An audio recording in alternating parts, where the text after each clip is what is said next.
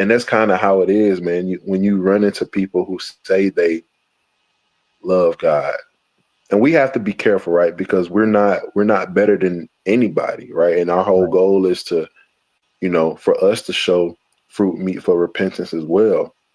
But what happens is, you know, we're on this path and we have these fruits just based off of what God tells us to do. And you run into people who say they have fruits, but it's just based on how they feel, right? Or based on tradition. Like y'all said, there with that pastor that say, I'm waiting on God to tell me not to be gay. Hey man, you ain't got that personal relationship with God, bro. His instructions is in these words in his book, right? And Right. we come up with all these things to justify our actions. But at the end of the day, man, it's going to be known who are the true followers and who aren't. It's as simple as Right. that.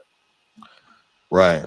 You know, and the thing too, that's going back to that matrix because they thinking you shining that light, and ultimately, like we not going there, but in John 16, where it's like it's what Jesus was saying, like time's gonna come where those that kill you, they think they doing God's work, you know, because again, it's that matrix. The enemy isn't the random person in China who mad at you with doing what you got because you're doing what you're doing. Hey, even within the realm of Christianity with itself, Right. the fact that you being faithful and doing what you're supposed to be doing, those who just do it and they think they just doing it for fun, they doing it according to tradition. You know, my mama went to church on Sunday. That's why I go to church on Sunday. Mm-hmm.